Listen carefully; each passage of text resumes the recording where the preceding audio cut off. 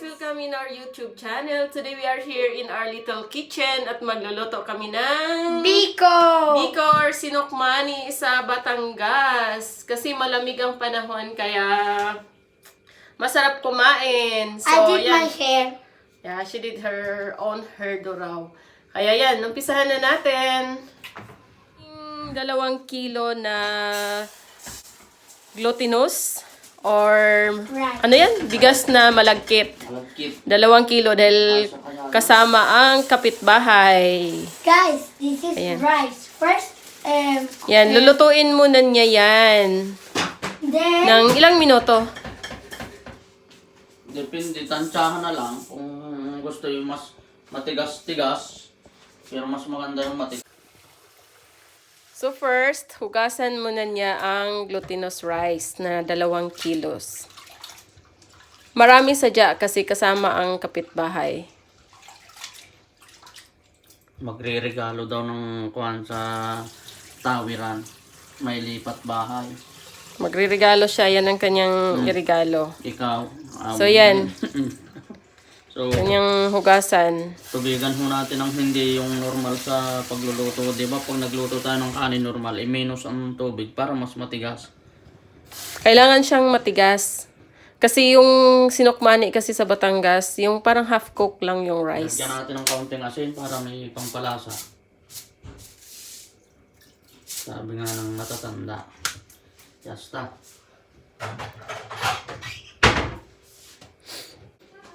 Siguraduhin natin kung... So, isasaing na niya yan. Hanggat kumulo, maubos yung tubig. Pero hindi niya toong pakalutuin kasi nga sa kanila, sa Batangas, ang sinukmani nila ay half cook lang ang rice. Ayaw nila ng overcook. So, hintayin natin na kumulo at maibsan ng tubig. Then, umpisahan natin ang paglalatik ng coconut milk. Kumulo na siya. Yan, kumulo na. So, atin ang papahinaan yung fire. Kasi kapag sobrang lakas yung apoy, ay mabibigla raw yung rice natin. Kaya ating hihinaan.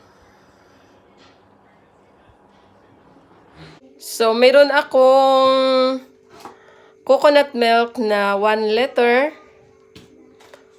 800 grams brown sugar, condensed milk, 740 grams, and Pero, butter. Pero light ito. Ito na may light na butter. Pero hindi ito ubusin. Siguro mga 2 kutsara lang tansyahan. later. Tsansahan na lang daw. Tapos yung syempre, yung vanilla natin.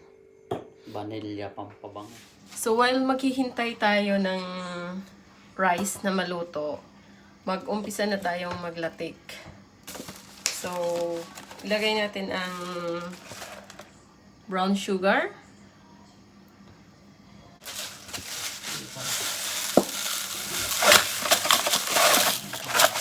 Ganito ako maglatik.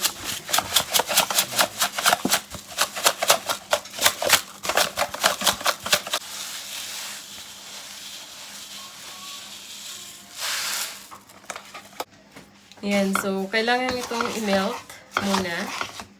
So, halo-halo lang. Kailangan raw kasi itong sunugin. Ewan kung bakit sa Batangas, kailangan sunugin ang red sugar. Kailangan i-melt.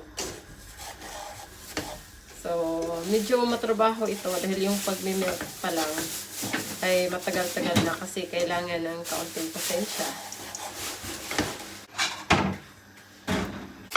Unti-unti na siyang nagiging syrup. Pag nagiging syrup na siya, saka ko pa nilalagay ang coconut milk. So, this will take some time bago magiging syrup.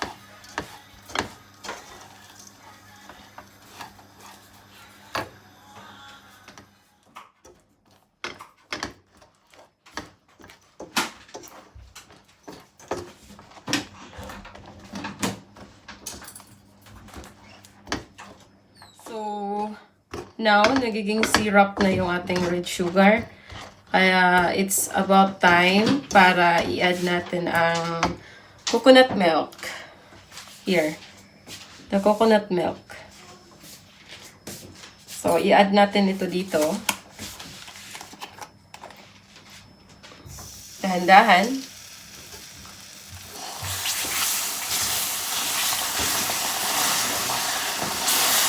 Kakata pa yung aking malagkit gas. No, pag nalatik na yun, saka ko ilipat mo. Nalaki. Dire-diretso na ito.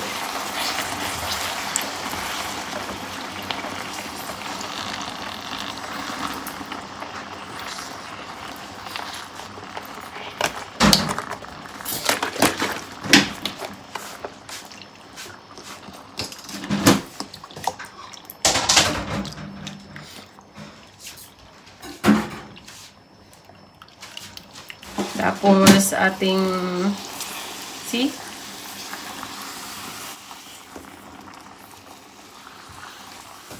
Dahan-dahan lang. Kailangan slow fire din.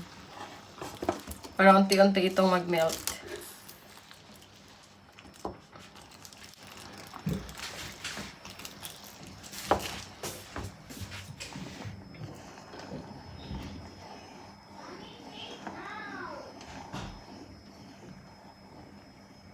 So, I will leave this on fire para mag-sticky siya.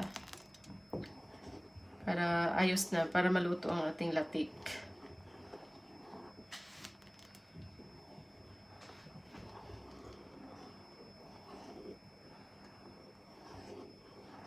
So, naluto na ang ating glutinous rice. Ayan, ang ating sticky rice. Luto na siya, or malagkit. Luto na ang ating malagkit.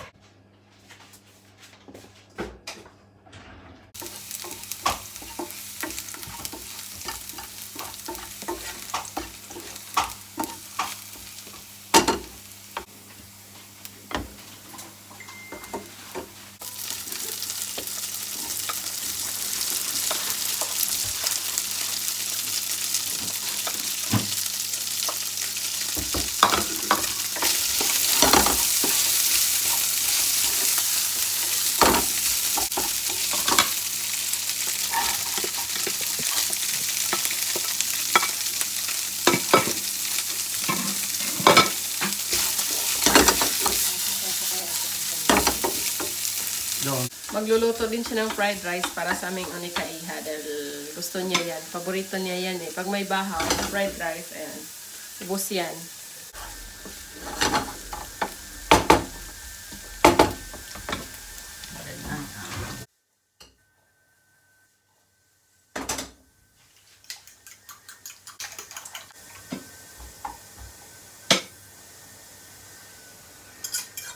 Estilo pantelo. Fried rice. Aros.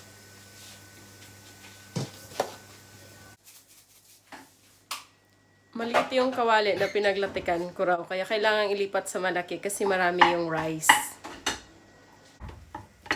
So, ready na ang ating latik. So, ililipat ko ito sa malaking kawali. Hindi magkasya ang ating rice dito. Yung ating malagkit. So, kailangan ililipat sa malaki-laking kawali.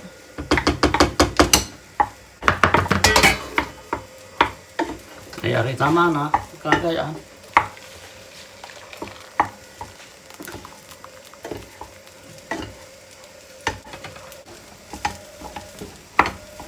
Yan. Yung ating, yan. Kailangan Yung mo hilaw, hindi, yung hilaw. Hindi medyo luto. Yan, Tingnan mo, yun, hilaw pa siya. Oh, puti-puti pa yung rice. Yung medyo yung kumbaga sa maputi pa ang gitna.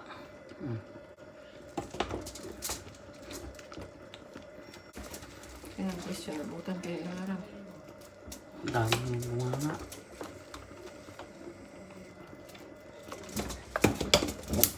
Nagtutong pa rin.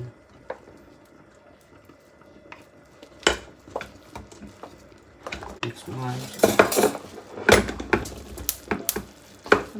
Minimix ko lang siya ng maigi para mag-absorb yung latex sa rice.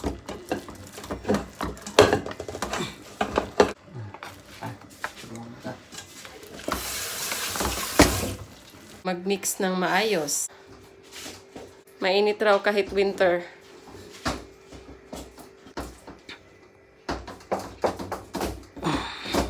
Ilalagay na natin ang ating condensed milk.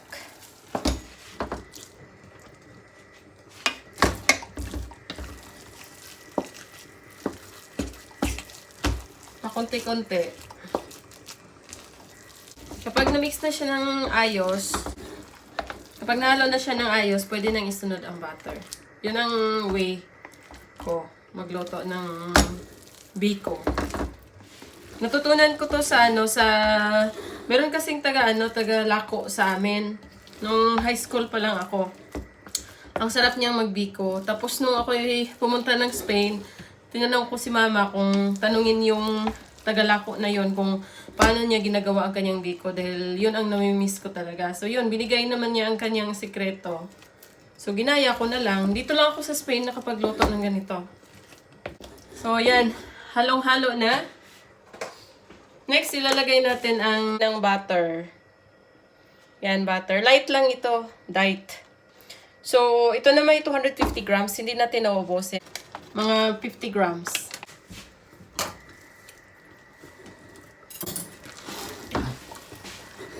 Ay, hindi biro. Kaya magpatak sa akin. E4. Pinakamahirap ang maghalo. Kasi marami to eh. Kasama pati kapitbahay. Kailangan ng lakas pag nagluluto ng sinukmani. Lalo na pag marami katulad nito. Dahil pag walang lakas, hindi mag-mix ng ayos. Iba pa rin pala pag lalaki ang nahalo.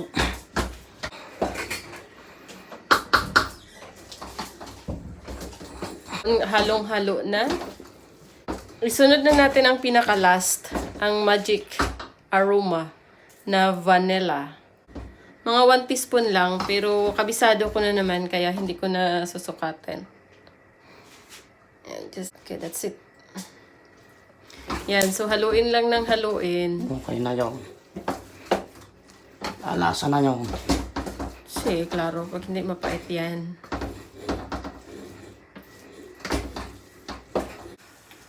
Halong-halo na siya. So, hinahayaan ko lang siya ng mga 10 to 15 minutes para mainiin kung sa salitang Batangas pa.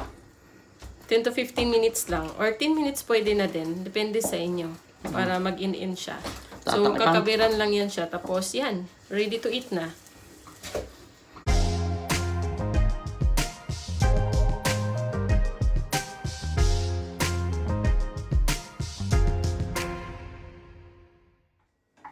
Ayan, so luto na yung biko or sinukmani. Kaya, yan. Thank you all for watching. Bye!